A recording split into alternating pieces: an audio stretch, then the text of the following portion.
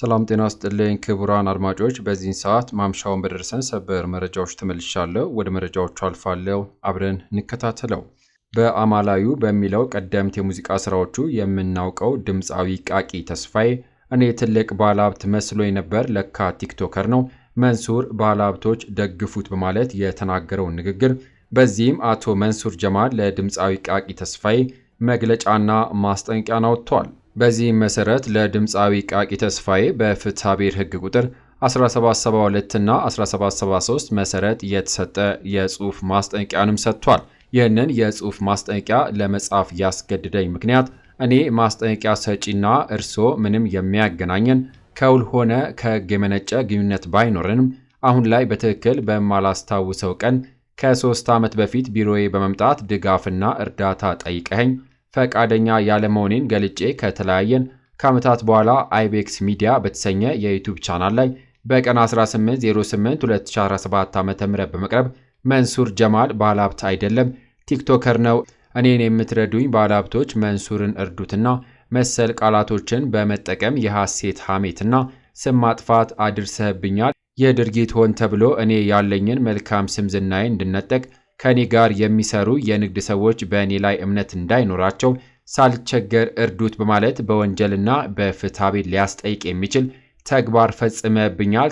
ታዲያ ይህ ድርጊት ጥፋት መሆኑን ባውቅም ቀደም ሲል በቀረብክበት አይቤክስ ሚዲያ ላይ በመቅረብ ለተናገርካቸው ለእያንዳንዱ ንግግርህ ይፋዊ ይቅርታ፣ ይህ ማስጠንቀቂያ በእጅህ ወይም በስምህ በተመዘገበ ሲም ካርድ በተከፈተ ቴሌግራም ወይም ዋትሳፕ በደረሰ በ24 ሰዓት ውስጥ ይቅርታ እንድትጠይቀኝ፣ ይህ ባይሆን ግን በሀገሪቱ ሕግ መሰረት በፍትሐብሔርና በወንጀል ስልጣን ባለው አካል በማቅረብ በሕግ እንደምጠየቅ እያሳወቅኩኝ ይህንን ማስጠንቀቂያ ሰጥቻለሁ ሲል ባለሀብቱ መንሱር ጀማል ለድምፃዊ ቃቂ ተስፋዬ የጥንቃቄ መልእክትን ሰጥቷል።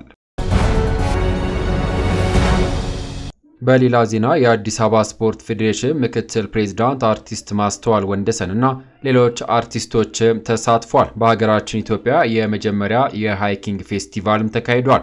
ላለፉት 10 ዓመታት በአካል ብቃት፣ ስርዓተ ምግብ፣ በህይወት ክህሎት፣ በውፍረትና ከውፍረት ጋር በተያያዙ ለሚቸገሩ ወገኖች ሳይንሳዊ በሆነ መንገድ ስልጠና በመስጠት የሚታወቀው ሄኖክ ኪዳነ ወልድ ስፖርት ስልጠናዎች በኢትዮጵያ ለመጀመሪያ ጊዜ የሆነውን ሃይኪንግ ውድድርና ፌስቲቫል በዛሬው ዕለት ሚያዝያ 23 2017 ዓ.ም በእንጦጦ ፓርክ አካሂዷል። ይሁንና 5 ኪሎ ሜትር የሚሸፍነው የሃይኪንግ ውድድርና ፌስቲቫሉ መነሻውን እንጦጦ ቁስቋም ማርያም መዳረሻውን ደግሞ እንጦጦ ፓርክ በማድረግ የተካሄደ ሲሆን በውድድሩ ላይ በርካታ በሺህ የሚቆጠሩ ተሳታፊዎችና ጥሪ የተደረገላቸው እንግዶች እንዲሁም የአዲስ አበባ ስፖርት ፌዴሬሽን ምክትል ፕሬዝዳንት አርቲስት ማስተዋል ወንደሰን እና ሌሎች አርቲስቶችም ተሳትፈዋል።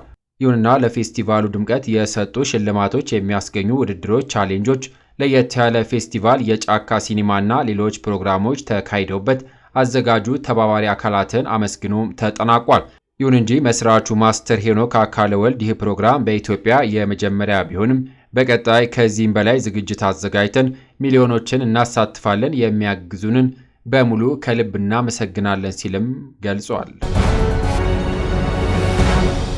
በሌላ መረጃ የጎረቤት ሀገርን ግዛት የመቆጣጠር ፍላጎታቸው ቀይ መስመር ነው ሲሉ ኤርትራ ፕሬዝዳንት አስታወቀ። የኤርትራ መንግስት የኢትዮጵያ ፖለቲከኞችንም ወቅሷል። የኤርትራ መንግስት ቃል አቀባይ የማነ ገብረ መስቀል አንዳንድ የኢትዮጵያ ፖለቲከኞችና የፖለቲካ ቡድኖች የሚያራምዱት የሉዓላዊ ጎረቤት ሀገርን ግዛት የመቆጣጠር ፍላጎት ሊታሰብ ወይም ሊታለፍ የማይችል ቀይ መስመር ነው በማለት በማህበራዊ ትስስር ገጻቸው ላይ ጽፈዋል። ይሁንና የኢትዮጵያ ፖለቲከኞችና የፖለቲካ ቡድኖች የጎረቤት አገርን ግዛት የመቆጣጠር አጀንዳቸውን የሚያንጸባርቁት ሲያሻቸው በወታደራዊ ኃይል በማስፈራራትና ሌላ ጊዜ ደግሞ ታሪካዊ ወይም ሕጋዊ የሚሏቸው ምክንያቶች በመደርደር ነው በማለት የማነ ተችቷል። ቃል አቀባዩ ያይዞም ይህ አይነት የኢትዮጵያ ፖለቲከኞችና ቡድኖች አካሄድ ከፍተኛ ፖለቲካዊ ስድብ ነው በማለትም ወቅሰዋል። ዘገባው የዋዜማ ነው።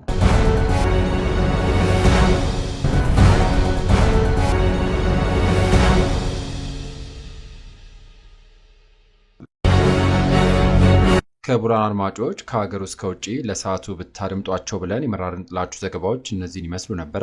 ከሰዓታት በኋላ በሌሎች በአዳዲስ ዘገባዎች እስከምንገናኝ ለሌሎች ለአዲስ መረጃዎች ተጨማሪ ትሩዝ ኢትዮጵያ ሶሻል ሚዲያን ሰብስክራይብ በማድረግ ቤተሰብ እንድትሆኑ ጋብዞታለሁ። በያለንበት የዓለም ዳርቻ ቸር እንቆይ።